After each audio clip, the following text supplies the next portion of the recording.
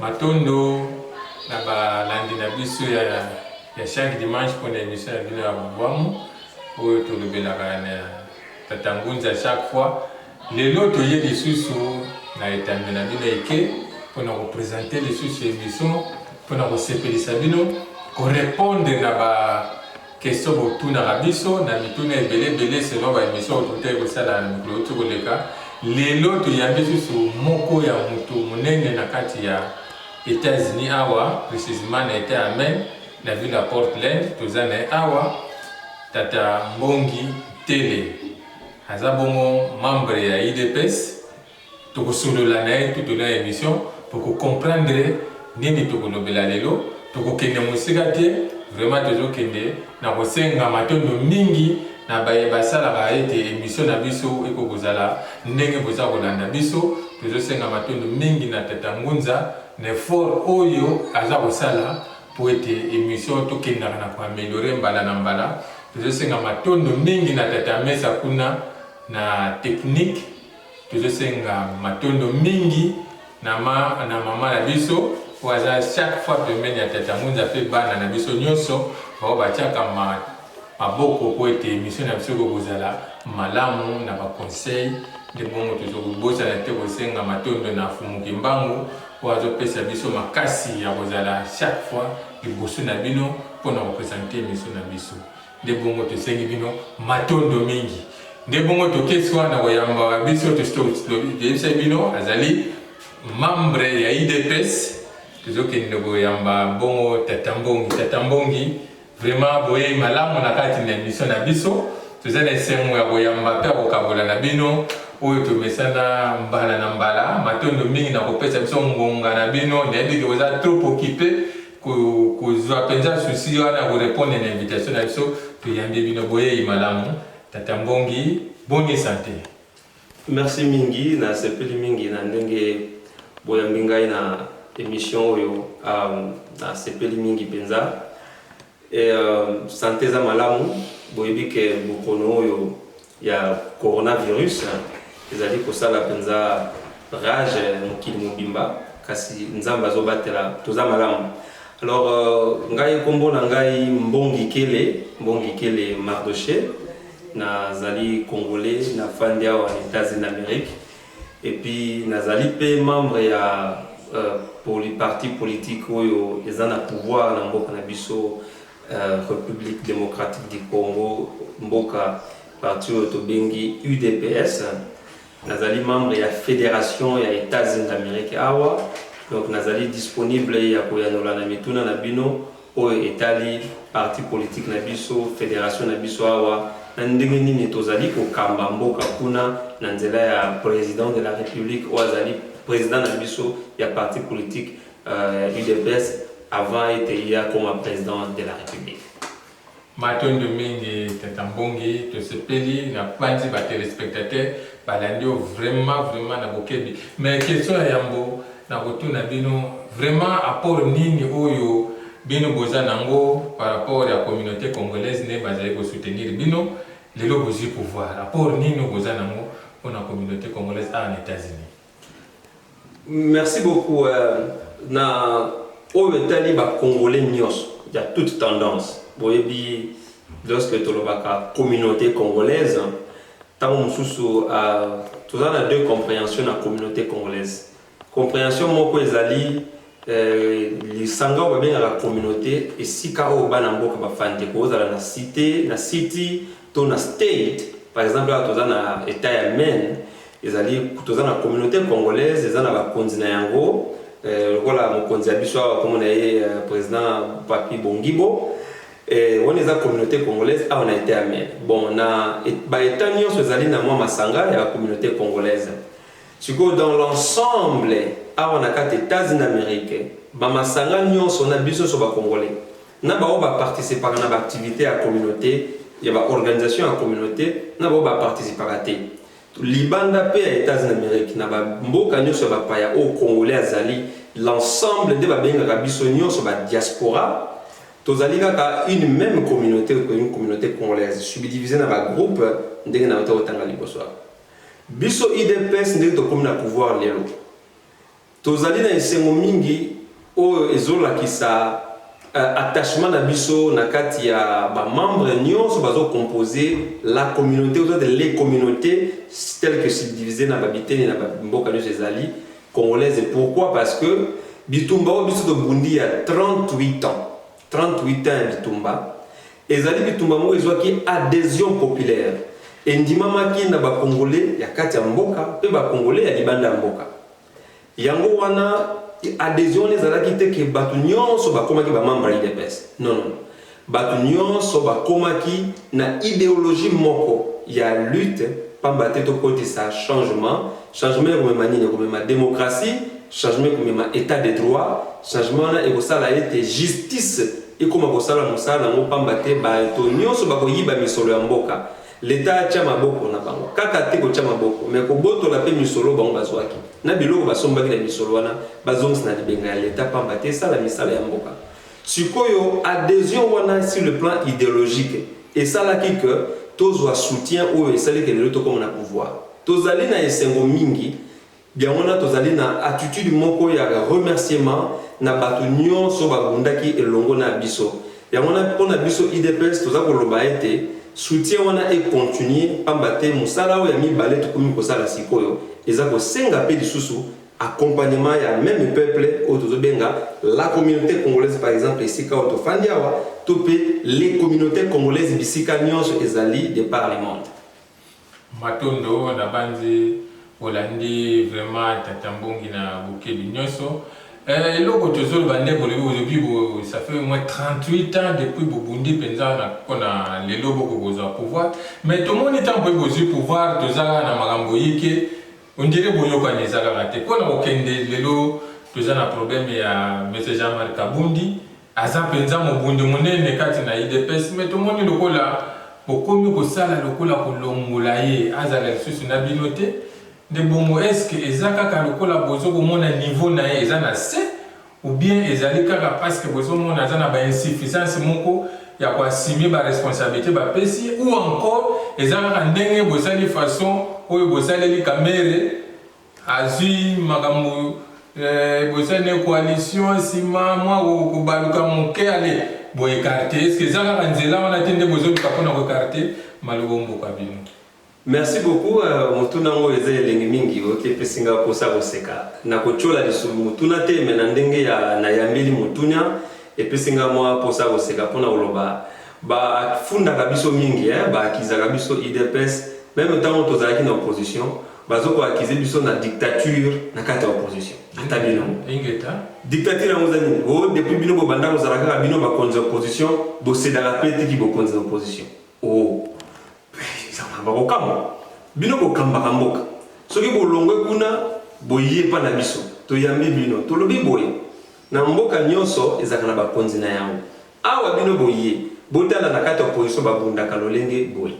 bino boboya bolingi bino bobotola pe ki bokonzi na kati ya opposition bokonzi wana ki opposition mutu apesa yango aza peuple nde mutu ayebaka kingandi alobaka mpo na biso kingandi abundaka mpo na biso solo wana ezalaki lokola tata na biso oyo tubengi patriarche Etienne Tshisekedi wa Mulumba paix à son âme bisika azopema esengo pamba te po bitumba ya bundaki lelo ezwi mbano na yango omoni tozwi pouvoir et puis tozosala engebene ndenge toyokanaki na libota nyonso ya peuple congolais bazali kosoutenir bitumba na biso tokosala elingi koloba nini état de droit likambo esengeli kolimbola yango état de droit pamba te omoni ata tata mokonzi Félix Tshisekedi mwana ya Kondo Tshisekedi wa Mulumba oyo azwi bokonzi balobaka boye chaque enfant porte les prédispositions de son père siko balolenge ya tata na ye babizaleli ya tata na ye baza na yango tata na ye azalaki ndenge nini ntango bazali kotiaki premier ministre azalaki kaka koloba simplement liloba moko kaka oyo nyonso ayebi azwaki misolo ya leta azwaki biloko ya leta aya kotika ngo na palais du peuple nde omoni bato bazali koya kotika mituka en pleine dictature ya Mobutu mais bato bazali kotosa bato ya Mobutu bazwa kotika. Alors état de droit elingi koloba tosa biloko ya leta kosimba misolo ya leta te soki te bapesi misolo ya leta osalela oyo etika yaka ozongisa na libenga ya leta. Alors bato nyonso oyo bavivaka lolenge ya kobuka mibeko bango nde bato bazokokota en conflit na état de droit pas en conflit na UDPS. otangi awa ndeko Kamere azali mutu munene na ndenge ya politique ya mboka na biso na bane na Jean-Marc Kabund. Oui. Parce que tozomona yepa bande ko keneka na nzela oyo monsieur Kamere. Na kozonga te na poni na Kamere parce que loko na zo kenya na nzela ko limbo la état de droit lo binini na zo lingana talisa ke lelo tata Kamere tolo babu ko tata ngunza activité tata Kamere azali lelo na bokangemi na boloko bato bazali kofunda biso ete biso bato tokangisi ye nzoka nde tata mokonzi Félix Tshisekedi alobaki boye alobaki na mokolo ya suka ya campagne alobi pouvoir oyo nga nazali donc état de droit nga na instauré na mboka na biso ezali état de droit oyo ata ndeko na ngai ozoka kolapa ndai ata ndeko na ngai atali moninga na ngai alobaki onda lingala tene ya Kinshasa ata koza mona mai na ngai totanga na yo tosala no makambo bona boye soki obuki mobeko eza ko ngai te muna kokanga yo mais ezali état de droit toza kocha ndeko kanga or état de droit elingi koloba nini ezali mboka oyo ezali kotambola na moboko ya mibeko sikoyo kotambola na kotosaka mibeko wana ezali na oyo babengaka lisanga ya bazuzi oyo tobengaka magistrat na juge bango bazali bato oyo bakenda kotanga bakelasi wana bambula mitano bambula mitano basilisi kotanga kelasi wana nde balati nzambala balataka oyo tobengaka toge bakabwani oyo bazali juge bango bato basambisaka bazalaka kofanda babengaka bango magistrat assis baza juge bao bazalaka kotelema oyo tobengaka le ministère public magistrat bango nde bato bapesi bango mokano ete bakoka kolandela bato nyonso babuki mobeko ya leta pamba te bazongisa bango na nzela na limbo lelo moso yo kopesi nga na nzela omoni elamba ya moyindo oyo balataka na juge na magistrat omonaka elamba moyindo wana elobi nini elobi ete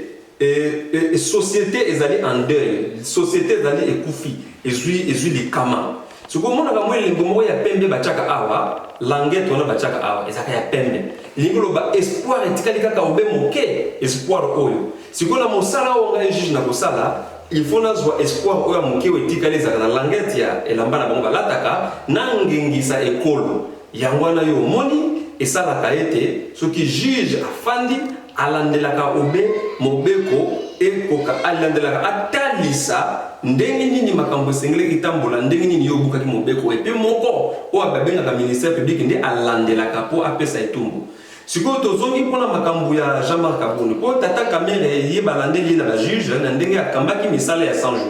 donc eloko oyo aza nango ezali ye atalisa na bajuge eske bakoseli makambo to balobi makambo ya solo eza makambo ya IDPS te aza allié na biso pour preuve jusque là nanu balongoli ete directeur ya cabinet ya président de la république pamba te azali wana mibeko ezopesa ye nzela ete asala appel abundisa mokano oyo bazweli ye décision bazweli ye po ntango mosusu na eteni oyo mosusu ya justice bakoki kolongola yango mpe bachange décision donc étape etikali mibale akokende na appel akokende na cassation donc wana ezali makambo tali bajuge mpo na biso na IDPS tata Jean-Marc Kabund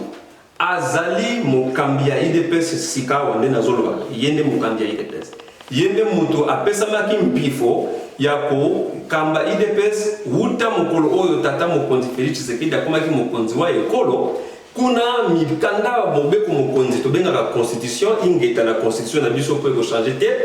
ingeta ya constitution wana ezali kosala ete ke na constitution wana epekisi mokonzi ya mboka azala na etango moko mokambi ya ekolo oyo akambi baparti azali ekolo ya baparti politike nyonso na bakonzi nyonso baparti politike en même temps azala so ye moko mpe membre ya parti politique te oyo wana ezali kobuka mibeko donc akoki kosala yango te pamba te soki asali yango akomi lokola parti état na époque ya maréchal Mobutu sikoyo ntango ye akomi mokonzi apesi mokanda te alobi Jean-Marc Kabund yo nde ozalaki secrétaire général moto mibale na parti kamba eteni ya parti oyo Jean-Marc Kabund azwi bokonzi mpe abandi kokamba sikoyo nayebi motuna na yo elingi koloba nini bitumba oyo babundisi ye na kati ya parlement pamba te bisika oyo asanganaki na baninga na ye ya FCC Lamuka bato nyonso kuna baza badepute bazoki manda ya peuple kuna bayokanaka mwa ndambo ya bato bakokamba bureau oyo aza président ou vice-président ou vice-président ainsi de suite rapporteur bongo bon sikoyo kuna na boyokani na bango ya bureau ezalaka na oyo babengaka secret wana ya kati ya bango ya bureau oyo eyebanaka te na badepute nyonso 500 donc kama mitano lingala mwa bulu limbisanga sikoyo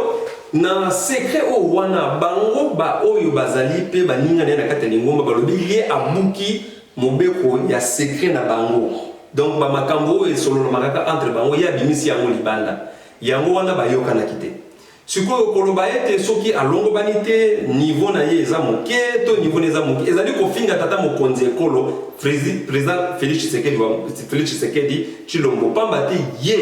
atalaki ke moto alongobani na ntango wana kozwa bokonzi ya parti na biso ti ekende na baetape oyo tobengi ya bakongre na biso koyaka ezali jamais akabunda soki balobi kaza incompétent nayebi te nani alobi makambo wana ya somo bongo alingi koloba ke tata mokonzi Félix Tshisekedi ye pas incompétent parce qu'aponaki incompétent wana eza kofinga biso IDPS en tout cas na moi limemia moke na IDPS mpona bitumba tobundi ya 38 ans jamais akabunda alongobani kasi etumba ya parlement ezali etumba ya ye na baninga na ye ya kati kuna lokola FCC parti oyo ya tata Joseph Kabila bazali mwa mingi na kati ya badepute balexi mokanda bango bavote esaliki na nombre balekaki yango ye alongwe na kati ya bureau bazali kaka depute biso na kati ya IDPS tozali na esengo mingi mpona jamais kabunde parce que kuna ye azalaki ayibi misolo ya leta te soki azalaki te babundisi ye mpe ayibaki misolo ya leta soni mpona biso mais lokola ayibaki misolo ya leta te lokola ezalaki makambo ya mabeli ngai kosalama ye adenonsaki yango ale babundisi mpo baleki na nombre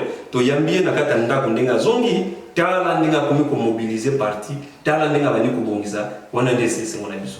matondo vraiment na bandi ba téléspectateurs bolandi na bokebi nyonso ba explication azopesa parce ça mituna o botunaki biso tozokende kaka na continuer émission nde bongo tokozonga moke na projet ya 100 jours parce que moto azalaki mpenza à la tête ya makasolana ezalaki Mbuta Kamere awa sikoyo Mbuta Kamere aza na kati ya bokangami projet wana ya 100 jours edindi ekoti na ye na prison bino mpe bokamati bolali ou bien eza ndenge nde mpona kati ya projet 100 jours makambo yiki ezali gratuité ya enseignement santé kolia bana mboka tout ça pamba te mikolo oyo na confinement oyo ekomi pasi ekomi lokola mbwa aliembwa donc nayebi te vraiment eza boni projet ngo mpe esili nango donc nyonso ekoti kaka ndenge wana na kati ya prison ya Kamere nde bongo biso bokoki kolimbolela biso en tout cas nasepeli na motu no nalingi kopesa yano kasi otangi lisolo ya mbwa awa nayebi mpe lisolo mona kala bazalaka oloba mbwa bapesi mbwa boye sika oyo tozoloba ekoma soki opesi mbwa azwi na bongo projet ya 100 jours ekoti na mai te pamba te tata Kamere akoti na boloko projet ya 100 jours abengi yango projet ya 100 jours ya chef de l'état chef de l'état akoti boloko te elingi koloba nini lokola na kati ya likambo wana bakambi bazalaki mingi bakambi misusu baza continue kotala makambo ya 100 jours sikoyo boyebi bino nyonso bana mboka ke towuti tozali kutu na kati ya Congo ti lelo na babengi confinement bakoko déconfiner bombe peut-être mokolo yambo ya poso kolanda yango ezali kolongola état d'urgence te état d'urgence elingi koloba motata mokonzi abotoli mwa ndambu ya baprivilège ya baliberté na biso pamba te ye moko afungola miso na lingombo bazosunga ye alandela ndenge nini makambo ekotambola mpona tolongwa na likama ya maladi oyo babengi coronavirus sikawa boye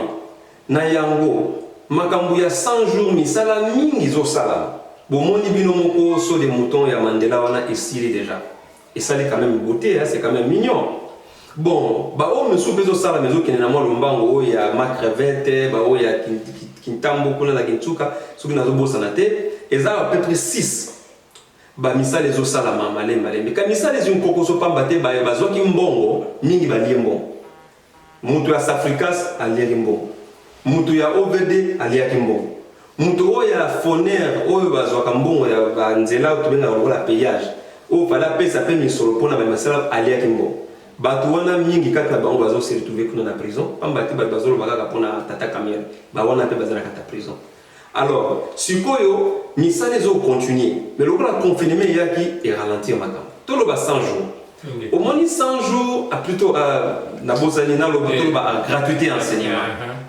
Gratuité enseignement ezali likambo ya monene ya motuya ezali likambo moko soki omoni mutu abandi ko critiquer makambo ya 100 jours ye azali o biso bengaka bana kisasa tolobaka azali ndoki azali nchor pona nini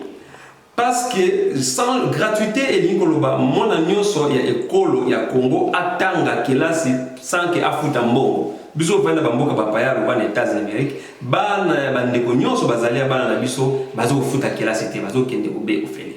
eloko mibale tokobakisali restauration kolia ya bana ozomona lelo bapara bazo somba bakaye lobi bakosomba lisute to bandino na base to appliquer mobeko parce que 100 jours une gratuité enseignement eza na kata constitution bandimaka yango na bactère politique nyonso na Sun City sikoyo biso tanto tozwi pouvoir tolobi ke bakambaki bato ya FCC na mokonzi na bango ya ngomba ya FCC Joseph Kabila ye atalaki yango na ndenge ya kochola akipaki yango te biso tolobi tokobanda parce que société batongaka yango na éducation sikoyo tanto tobandi ko éduquer bana ya mboka bomoni près de 2 millions ya bana bazongi kelasi. Alors, ce que gratuité wana ezali ko sala ma meza na nkokoso ezali ezali pambate bakambi ya ba école bakambi ya inspection bakambi ya ministère ba département na ba division mingi ba mesana ki déjà ko yiba ko lia mbongo ya l'état c'est quand le gars biso bandi ko appliquer état de droit ezali pe matière moko pédagogique pambate il faut ko kende na bato malembe tiba sosola tina nini sengeli ko tika ko yiba misola l'état tina nini sengeli ko appliquer gratuité enseignement tant ba banda ko sosola yango malembe boko mona résultat ko zala beaucoup plus amélioré par rapport à résultat de zana ngosi comme et loko motuya près de 2 millions na bien monté ko lobango na lingala bana bazongi kelasi mwana moko ba yeba ni mingi na kisasa ba benga kaye ba finga kaye na bato benga kaye bebe nchor na ndenga kochola pambate bazomona lokwa za mwana mokimi makanisi lokola mokolo makambo belebele kasi mwana wana azongi kelasi batuni ye poani ko kelasi alobi kelasi ezali malamu pona kotonga bomo inanga o eze sengote ingeta kasi na kolandisa kaka na o lobi enseignement benga mesure d'encadrement ni bozui kotangisa bana eza malamu kubafuta te kasi balakisi o bango baza kotangisa boza kofuta pe bango ya solo na ba émission ya ba ndeko belé soko permettre ngana tanga ba kombo ya ba journaliste misusu na Congo permettre ngana tanga kombo na kotanga ba tu misato na kotanga Christian Bosembe aza maele mingi aza avocat et puis aza avocat ya sala ke miso za pe na télévision na ya kendaki ye moko tina beni bisika bitumbizalaka atamboli amoni be école ezo sala atuni na école ba kambi muso balobi to bandaka kozwa 40 000 francs congolais pamba sika tozozwa 400 000 francs congolais pour na faire ba fonctionnement na makambo belé donc 400 wana ya professeur to maître ou azo tangisa zo 400 n'habité te awa tozolo baboy 400 000 bazalaka kozwa 40 000 francs congolais sika wa boy tolobi bazozwa 400 000 francs congolais convertir dans un dollar eza fois 10 surtout convertir dans un dollar le dollar na Congo bazo négocier on a 180 100 combien ce que jusqu'à 400 000 wano tché ensemble besoin peut ça là 250 à 280 dollars donc au monde régulièrement chaque mois président ali sango ya mopandi sango lokola yo akendaki esika pe amemi vidéo lobi makambo ngana bona cha commentaire nange koma lokola na lobaki makambo ponga na vanda na Congo te mais moto oyo azikomi kozwa mbongo alobi na vidéo alobi tala mbongo ngana komi kozwa mais na boli bisimuke moi étant bino boza ko lo makambo ba komi kozwa 400 mais to kozonga muke na ba parents ngana confirmer amote mais naza ko landa na o boza ko lo mais surtout zongi na ba parents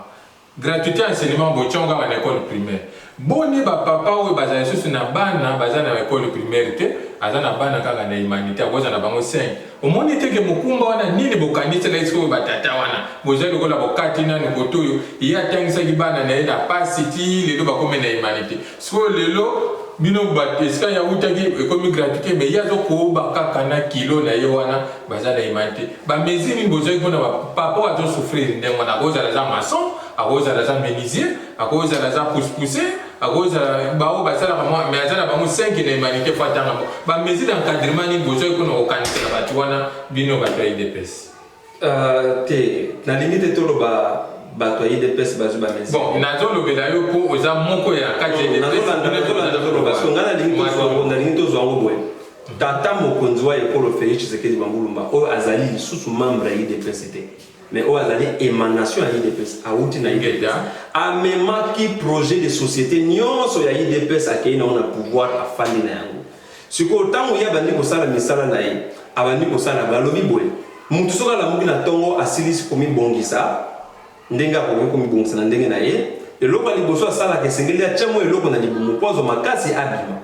Babenga kango mingi na monoko ya lopoto déjeuner.